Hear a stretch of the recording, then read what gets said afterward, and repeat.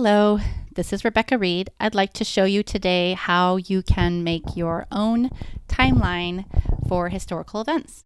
So this is the one that I have. That's my inspiration. I got this from a Sonlight history curriculum kit. In this book, they use a yellowish beige color for all the BC and then a white cardstock for the AD events. I've been using this starting with ancient history with my youngest child. So you can see some of the little tabs throughout. You can see it starts at 5000 BC and it begins with each one page having a 100-year span. I really enjoy having the chance to print out a little picture or write a little blurb about the things that we are learning in history. So you can see some of the little tabs throughout.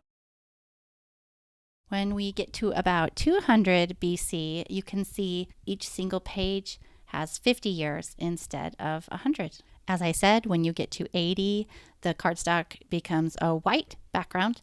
This is a nice way of contrasting. It keeps going by 50 years until we get to, I just turned right to the page, 1080, and then it shifts to a 25-year span. And if we keep going, you'll see that in 1850, it shifts to a 10-year span, and that's what it keeps going through to the end. So you can see in 1970, we put Daddy on there, and myself, and our kids. Mary was really excited that she could be on there, and that's today when we started making this in 2023. So I really like this book, and a couple pointers on what they did that I think if you were to make your own, you'd want to make sure to do. Although each spread is 100 years in here, they repeat the last number so that we have 4000 BC on both sides here. And then this ends at 39 BC, but again, 39 BC is also right here. So I guess your kids might be a little confused that things are repeated, but really it just makes it so that you can choose where you can put your items, where they would fit. I was trying to, let me find the page. There was an, with our ancient history where we had some that were all around the same time. And so we had space to put them. But if you're just doing American history this year, you can flip forward, and I don't know if you wanted to include any Native American events. You know, Cahokia was right around here. I think it was 1080.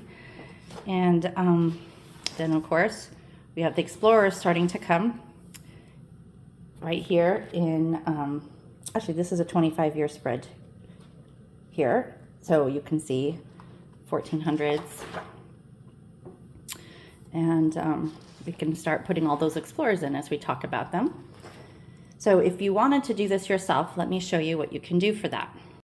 Okay, so we can see the Sonlight branded book, and then you can see I just got a binder and line paper. If you wanted to use some kind of a colored construction paper, you could do that and just hole punch it. And then I like this because it already has lines.